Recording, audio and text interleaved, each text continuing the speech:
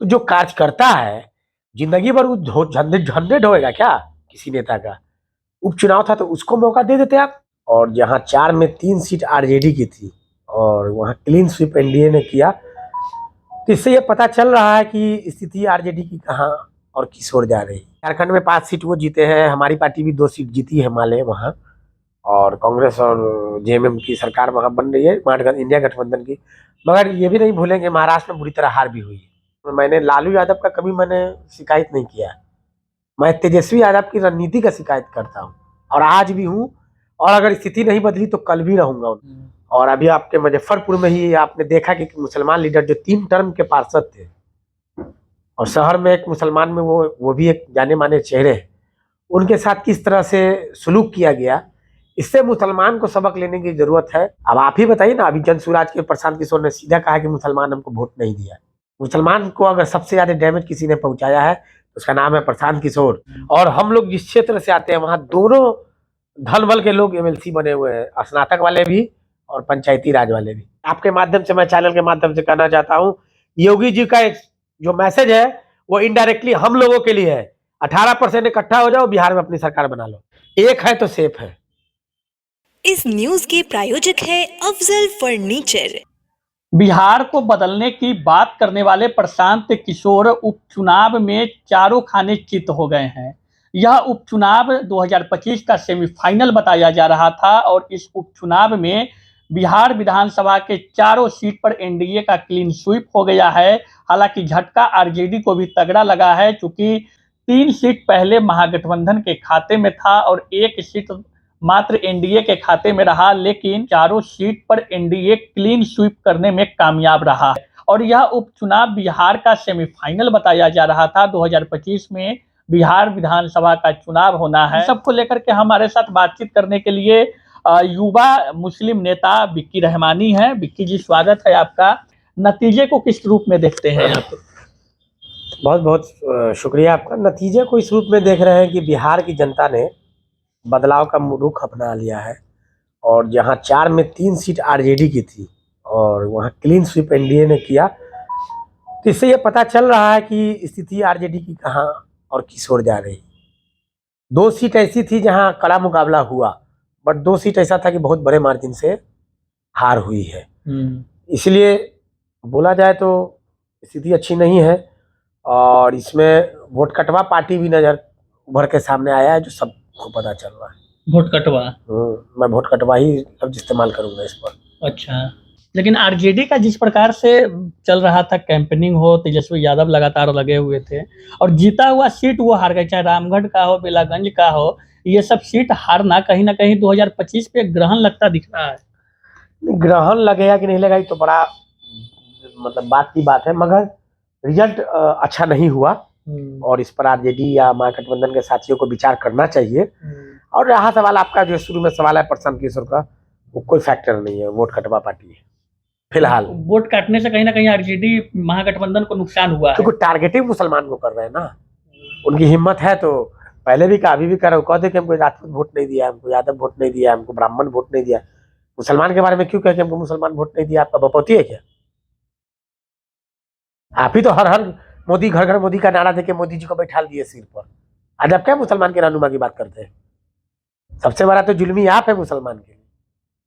पैसा लेके आपकी कंपनी ने पैसा लिया बीजेपी से और उनका प्रचार किया, चाय पे चर्चा, तो हर हर मोदी, तो घर घर मोदी। ठीक है, वो आपका प्रोफेशन था, हम उस पर नहीं जाएंगे, मगर आपका ही दे रहे हो।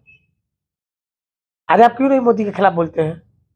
ये अच्छा काम कर रहा है मोदी तो उसका तारीफ कीजिए। अच्छा, 2025 में तेजस्वी यादव को मुख्यमंत्री बनाने की जो बात हो रही है, जो उनके पार्टी के लोग कर रहे हैं, उनके समर्थक कर रहे हैं, लेकिन लोकसभा में जो हश्र हुआ पार्टी का या फिर उपचुनाव में जो हश्र हुआ, यह सपना पूरा होने वाला है 25 में? देखिए, सपना और राजनीतिक हकीकत दोनों में अंतर है।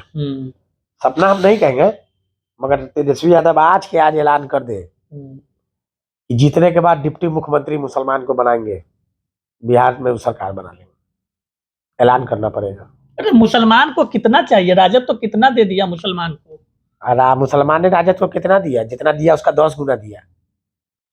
आप जिलेबाज बात करना लीजिए, इस अपने मुजफ्फरपुर जिला में ही कितना परसेंट है यादव और कितना परसेंट है मुसलमान? एक सीट देते हैं आप कांटी, वो में कहीं जीतता है कहीं हार जाता है। इस बार जीत गए लक बाई चांस। मीनापुर आप यादव को दीजिएगा, हिंद केसरी यादव के बाद मुन्ना यादव, सुरेंद्र यादव और आई, तो फिर आप आइए बलूराज में आइए तो फिर कोई ना कोई यादव, आरू में आइए तो कोई ना कोई यादव, साहेबगंज में जाइए तो कोई ना कोई यादव। तो एहसान कर रहे हैं क्या? एगो लॉलीपॉप देते हैं काट या 5 गो हमसे विधायक बनवा लेते हैं। एहसान ऐसा नहीं करते हैं। मुसलमान ही गलत फहमी में न रहे कि लालू यादव का परिवार या आरजेडी तेजस्वी यादव हम मुसलमान पर, मुसलमान आरजेडी पर एहसान करता है 1 साइडेड 18% वोट दे के। टिकट नहीं मिलता है, लेकिन उसके अलावा एमएलसी हो, राज्यसभा, ये सब में तो भागीदारी मिल रही है ना मुसलमान को। अरे राज्यसभा में भी तो आपको देना पड़ा था, आप फैयाज साहब को दिए, इधर कारी शोएब को भी दिए, इनकार नहीं करेंगे। कारी शोएब के बारे में क्या हम कहें, वो लोग अब आप पार्टी कार्यकर्ता वो लोग से बात कर लीजिएगा। लेकिन आप संजय यादव को दिए क्यों, बात क्यों नहीं बोलते हो? कौन है संजय यादव?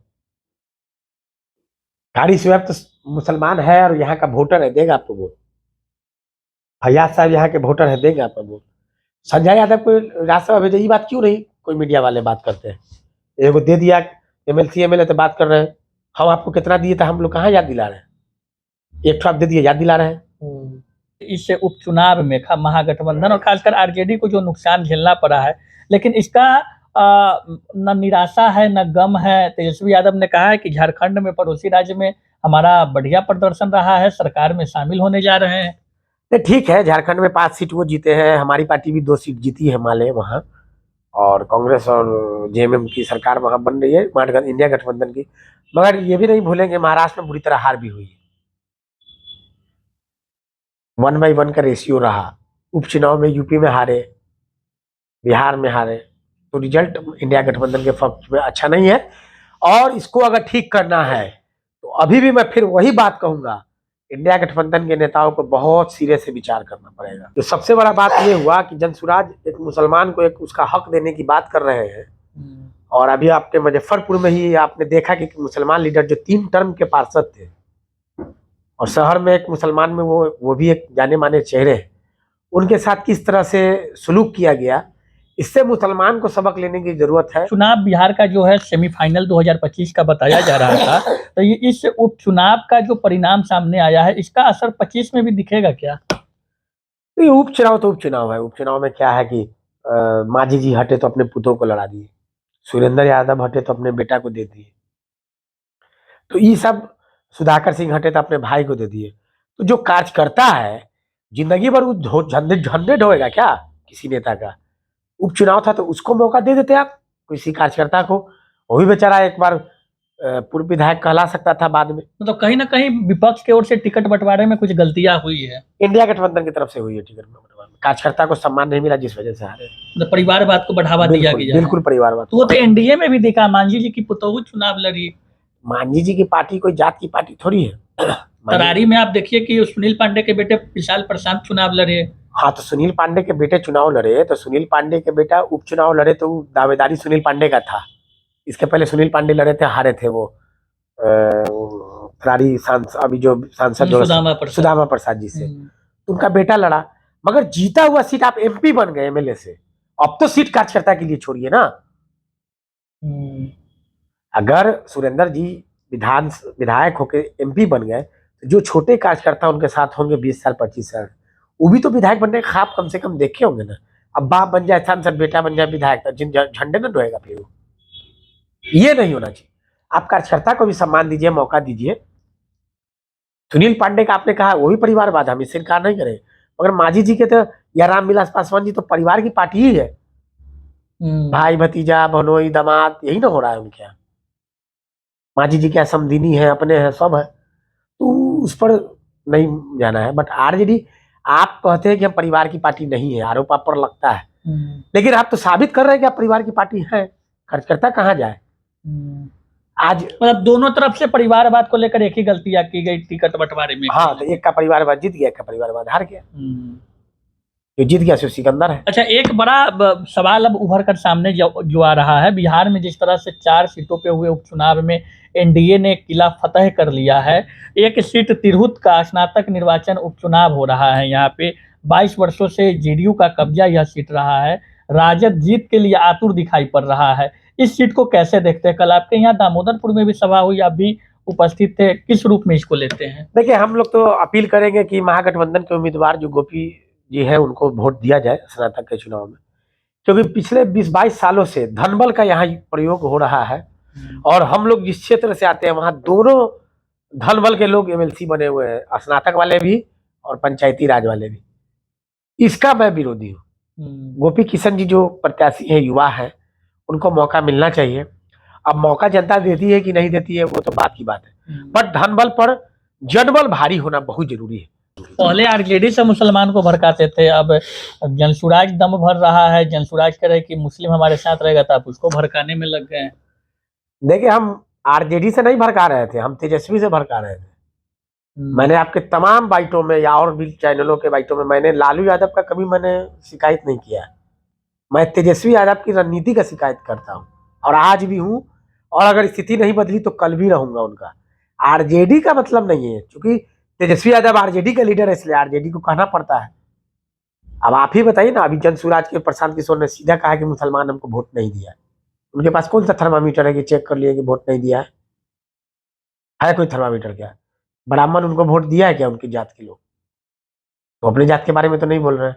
सबसे सॉफ्ट टारगेट मुसलमान है, इसको कह दो। ही जानता है कि इसका कोई नेता नहीं है, इसका कोई रहनुमा नहीं है, कुछ भी बोल देंगे मुसलमान कुछ नहीं कर सकता है, इसलिए बोल दिया है। मत कहेगा कि भूमियार हमको वोट नहीं दिया है, यादव हमको वोट नहीं दिया, ब्राह्मण हमको वोट नहीं दिया, राजपूत हमको वोट नहीं दिया। मुसलमान आपका बपौती है क्या? क्या कर दिया आप मुसलमान के लिए? मुसलमान को अगर सबसे ज्यादा डैमेज किसी ने पहुंचाया है तो उसका नाम है प्रशांत किशोर। अभी दूर से तो सब कुछ अच्छा लगता है, वो नए केजरीवाल बनने आए थे बिहार में, सफल नहीं हुए, ना होंगे भी नहीं जी नहीं। मैंने आपको पहले बाइट में भी कहा था कि उनको या तो एनडीए चाहे इंडिया गठबंधन में से ही किसी को साथ आना पड़ेगा। लेकिन वो तो बोलेंगे 243 विधानसभा पे अकेले चुनाव लड़ेंगे। हाँ लड़े ना, पब्लिक को वोट देना है ना, पब्लिक वोट दे देगा। पब्लिक समझदार हो गई। इस चारों उपचुनाव जो हुआ है, इससे कम से कम मेरा समाज जागरूक हुआ है। हम लोग को किसको वोट देना, हम लोग ठीक समय पर, चूंकि हम 18% है। योगी जी ने कहा है ना, कटोगे तो बटोगे, सही कहा है उन्होंने। 18% एक आपके माध्यम से, मैं चैनल के माध्यम से कहना चाहता हूं, योगी जी का एक जो मैसेज है वो इनडायरेक्टली हम लोगों के लिए है। 18% इकट्ठा हो जाओ, बिहार में अपनी सरकार बना लो। एक है तो सेफ है। 18% जिधर जाएगा सरकार उधर बनेगी। हमको हमेशा कंट्रोवर्सी में आप लाके गाली उली सुनवा देते हैं अपना मैसेज वाला। नहीं, हम लोग नहीं सुनवाते हैं, आपके बातों को लोग सुनना भी पसंद करता है। हाँ ठीक है, करता है, लेकिन कंट्रोवर्सी तो हो ही ना जाती है। कहाँ किसी को चिंता है? क्या इस मुजफ्फरपुर जिले में क्या कोई ऐसा मुसलमान नेता नहीं है जो इतने दिनों तक आरजेडी का झंडा ढोया हो? उसको कोई मान सम्मान नहीं मिलना चाहिए था? आपकी सरकार 1.5 साल थी, आप उसी में किसी बोर्ड का चेयरमैन बना देते, किसी के मेंबर बना देते। लेकिन यहाँ तो जान ही रहे किस चीज का खेल चलता है। मुसलमान से सिर्फ लेना है, सिर्फ लेना है, सिर्फ टेक करना है, गिव नहीं देना है।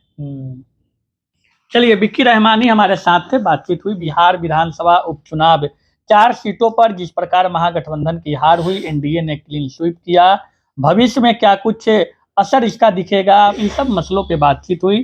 पीके खासकर प्रशांत किशोर जो एक केंद्र बिंदु बने थे बिहार में, बिहार बदलने की बात कह रहे थे, लेकिन प्रत्याशी जो उनके हैं वो चारों खाने चित हो गए, चारों सीट पे।